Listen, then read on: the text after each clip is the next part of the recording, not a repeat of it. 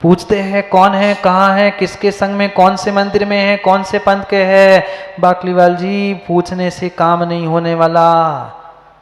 उस शुल्लक ने पंकज भाई कह दिया कि मैं प्राणों की बाजी लगा लूंगा, आप गुरुजी आज्ञा करो। बचा पाऊं ना बचा पाऊं ये बात की बात है, पर कम से कम आग लगाने की जगह बाग लगाने में तो काम आ जाऊं, बाग लगाने के काम आ जाऊं, आग बुझाने के काम आ जाऊं। श्रुत चंद्राचार्य महाराज कहते हैं, बेटा तू पिछली अवस्था में मतलब शुल्लक दीक्षा लेने के पहले तो एक विद्याधर था। भूल मत करना, विद्या का मैंने त्याग करवाया है, पर तुम्हारी विद्या भी छोटी नहीं है। मैं आज्ञा देता हूं, तुम अपने उस विद्या के बलबूते पर, उस विद्या के माध्यम से पहुंचना और उस उपसर्ग को दूर करना। वो कहता है मैं इतना छोटा सा कर लूंगा, तुम्हें बेटा मात्र इतना काम करना, इतना काम करना है। उपसर्ग को दूर करने वाला एक रिद्धिधारी मुनिराज, एक रिद्धिधारी मुनिराज आज इस धरा पर है, वही इकलौता इस उपसर्ग को दूर कर सकता है। गुरुजी बताइए कहां, कब, कैसे जाना है? ना समय, ना काल, ना कुछ। उसने कहा गुरुजी आज्ञा दो, मैं आपकी आज्ञा से बिल्कुल विद्या का अवलंबन लेके विद्या के माध्यम से वहां पहुंचता हूं। उन्होंने कहा पासी में धरणीधर पर्वत है, वहां मुनिराज विष्णु कुमार विराजते हैं और उनको विक्रिया रिद्धि सिद्ध हो चुकी है, पर ध्यान रखना उनको अभी पता नहीं है कि उनको रिद्धि सिद्ध हुई है, क्योंकि जो रिद्धि सिद्धि के पीछे लगता है उन्हें कभी रिद्धि सिद्धि सिद्ध नहीं होती, उनको बोध ही नहीं है। तुम जाके इतना भर कह देना कि श्रुत चंद्राचार्य ने समाचार भेजा है कि हस्तिनापुर में ऐसे 701 मुनिराजों पे उपसर्ग हो रहा है और आपके पास विक्रिया रिद्धि है, आप बहुत कुछ कर सकते हो, आप शीघ्रता से पहुंचे और 701 मुनिराजों का उपसर्ग दूर करें। वे पुष्पदन शुल्लक उठते हैं और तुरंत विद्या के माध्यम से उस धरणीधर पर्वत पे जाते हैं, निवेदन करते हैं कि भगवान मेरे गुरु ने आपके पास भेजा है, आपकी ही शायद इतनी योग्यता है कि आप मुनिराजों के उपसर्ग को दूर कर सकते हो। कैसे करूं? उन्होंने कहा मेरे गुरु ने कहा है आपको विक्रिया रिद्धि हुई, मुझे, मैं तो ध्यान में हूं। उसने कहा नहीं, आप देखो। जैसे ही वह श्रुत चंद्राचार्य की आज्ञा मिलती है, उन्होंने अपना एक हाथ लंबा किया, समझ में आ गया, अरे हाँ मुझे तो सही में विक्रिया रिद्धि प्रकट हो गई है। वो कहता है चलो, कहां पहुंचना है, क्या आज्ञा दी है तुम्हारे गुरुवर ने, बताओ। वह पूरा वृत्तांत कहता है, शुल्लक पूरा वृत्तांत कहता है कि चलो आपको वहां जाना है। और वह विष्णु कुमार मुनिराज निर्णय करते हैं कि हाँ, अगर मेरे अकेले के प्राण जाकर 701 मुनिराजों के प्राण, उनकी साधना, उनकी तपस्या बच रही है, तो मेरी दीक्षा, मेरे प्राण, मेरा सब कुछ भी चला जाए। आज का धर्मात्मा नहीं था अखिलेश, आज का साधु, आज का श्रावक, आज का धर्मात्मा, आज का तथाकथित सम्यक दृष्टि और आज का इंसान भी नहीं था। वह यूं ही वात्सल्य के अंग में प्रसिद्ध नहीं हुए। श्रावक को ध्यान रखना, कोई श्रावक का नाम नहीं, विष्णु कुमार मुनिराज का नाम आता है वात्सल्य अंग में। ये नहीं विचार किया कि कौन से संघ के, कौन से पंथ के, कौन से मंदिर में, कौन से नगर के, कौन से जाति, कौन से कुल, कितना ज्ञान, कितने दीक्षित, छोटे बड़े, सब विकल्प छोड़कर निर्णय किया कोई बात नहीं, मैं ले लूंगा पुनः दीक्षा। पर 701 मुनिराज हमें है कीमत। आज आए दिन सुनना पड़ता है, कोई पीछे से आके ठोक के चला गया, कोई सामने से आके उड़ा से चला गया, 2-4 दिन बस व्हाट्सएप बाजी चलती, अरे रे चू चू पू पू करते रहते और पुनः जैसे थे। क्या करे, क्या करे, क्या करे। बुजदिल जो हो चुके हैं, पद्मराय जैसे, वह विष्णु कुमार मुनिराज पहुंचते हैं, हे भाई तू क्या कर रहा है, तेरे जैसा राजा इस नगर में होने के बावजूद भी तेरे पिता मुनिराज, तेरा भाई सग्गा मुनिराज, और तू ये क्या कर रहा है, चूड़ी पहन के घर में बैठा। तेरे नगर में मुनिराज पे उत्सर्ग हो रहा है और तू घर में चूड़ी पहन के बैठा है, शर्म खा। तेरा मुनिराज भाई तेरे सामने आया है। फूट फूट के पद्मनाभ रोने लगे, क्या करूं मुनिराज जी, मैंने वरदान दिया था। ज्ञानी वरदान देने से पहले, शब्द देने से पहले 50 बार नहीं 100 बार सोच लेना। मत देना किसी को शब्द, मत देना किसी को वरदान। समय होगा तो देख लेंगे, कर लेंगे, पर पहले से कह के फंस मत जाना।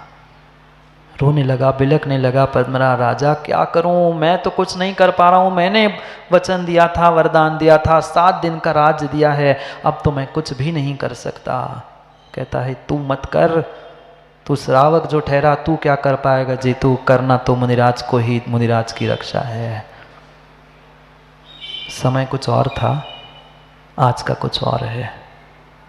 वास्तव में वात्सल्य पर्व माँ रक्षाबंधन मनाना तभी श्रावकों तुम्हारा सबका तभी और तभी सार्थक होगा जब आपको ये बोध हो कि वैसा वात्सल्य मेरे हृदय में भी आए। नहीं है।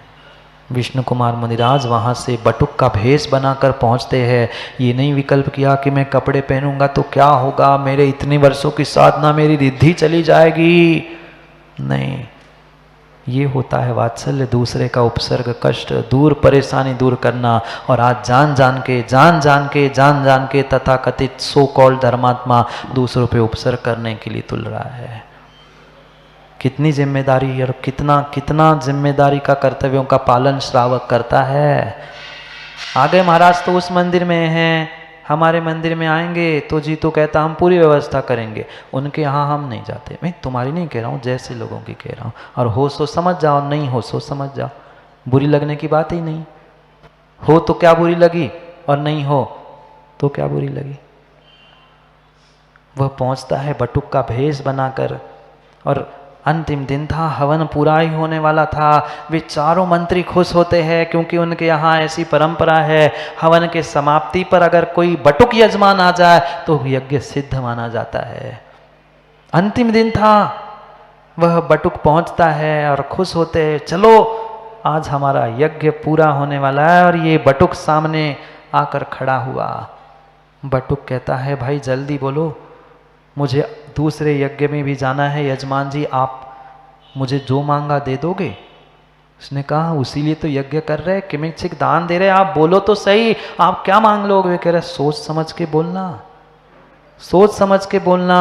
शायद इसलिए सुनील सर वो भजन बना है, छोटा बच्चा जान के मुझको ना समझाना रे। उसने तो सोचा, उन्होंने तो छोटा सा है 3 हाथ का, क्या मांगेगा, थोड़ी भूमि, थोड़ा कुछ, थोड़ा।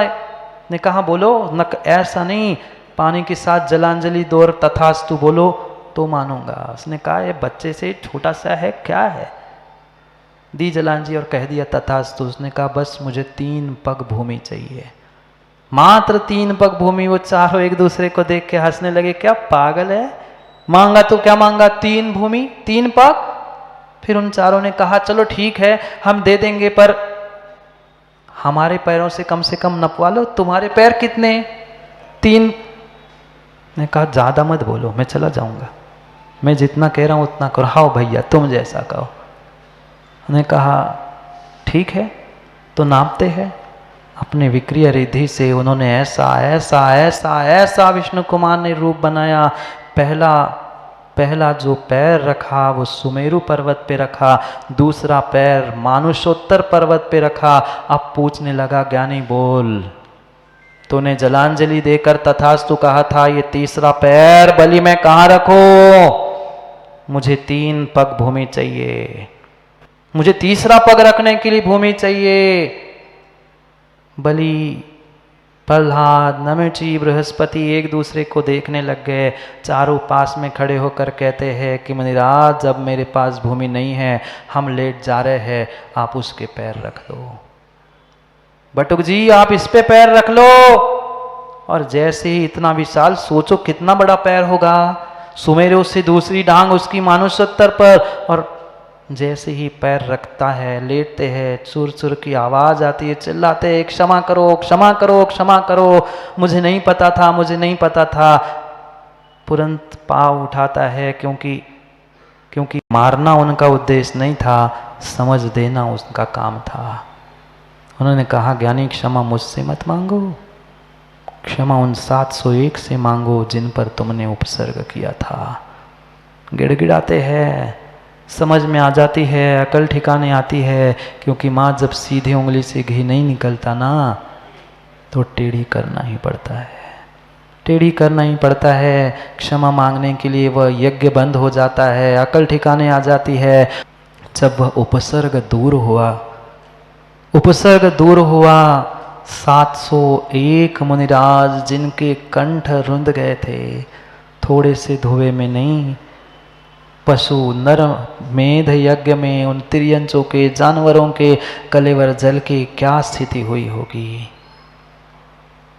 माँ सच्चा धर्मात्मा उस नगर में निवास करता था।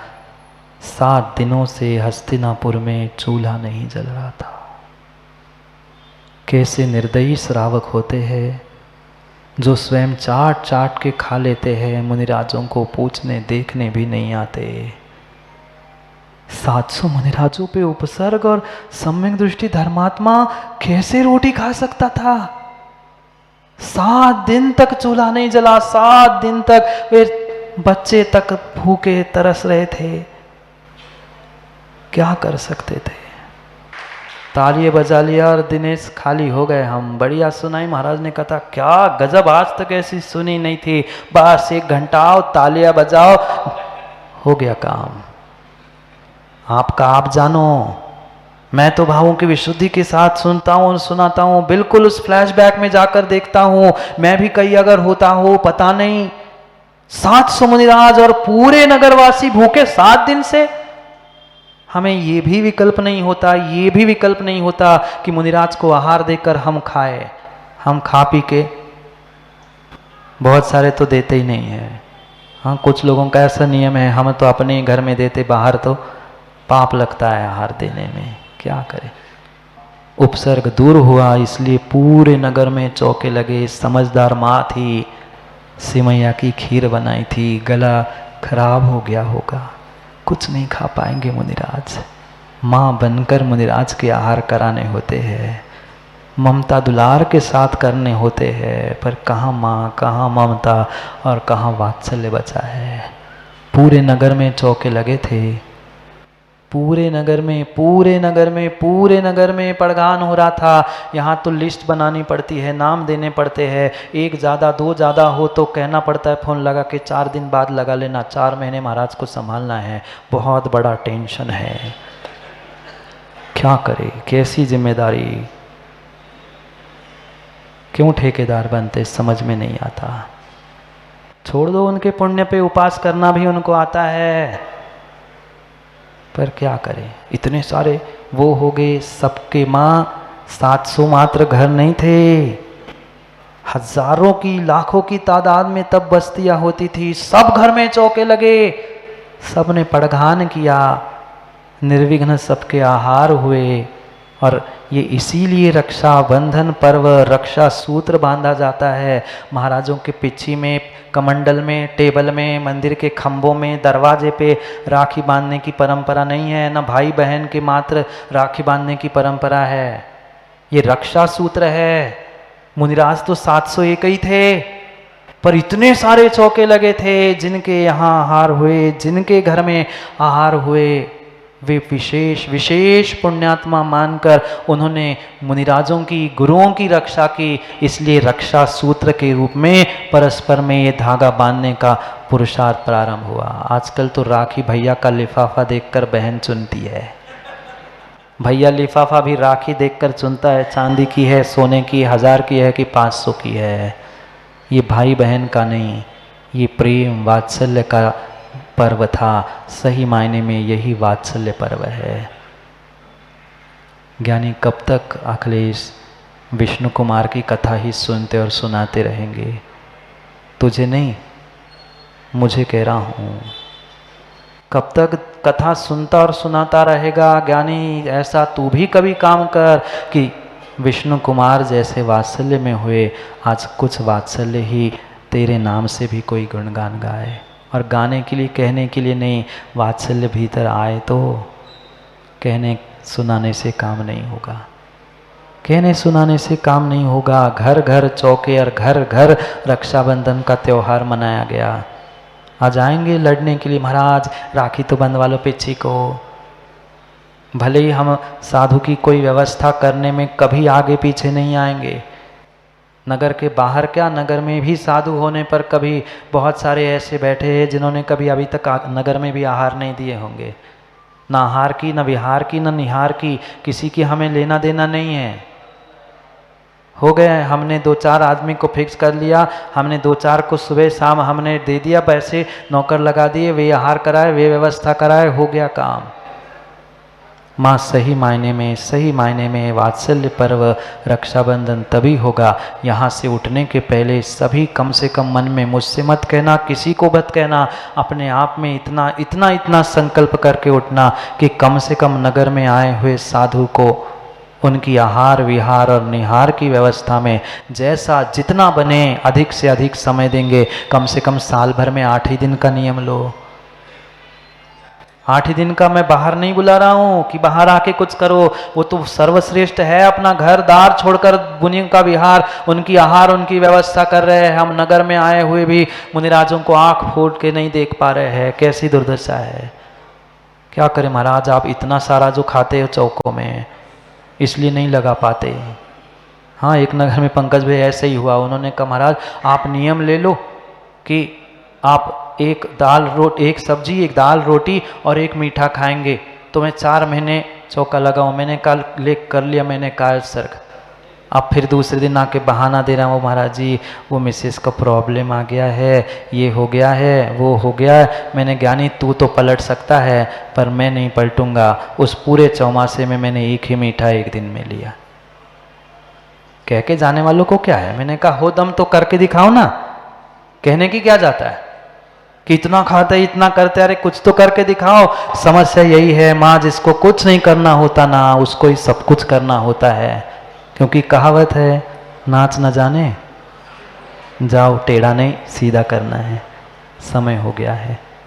यह अद्भुत पर्व सबके हृदय में कूट कूट के वात्सल्य भरे यही भावना माँ कहीं किसी पर उपसर्ग होते हुए दिख जाए ना तो दूर करने का प्रयास करना। मेरा तो कंठ रुद्र है, आपका आप जानो।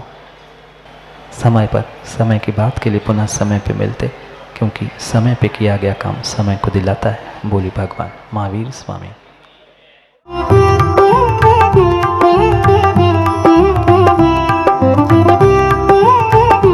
जयपुर की पावन धरा चित्रकूट कॉलोनी का श्री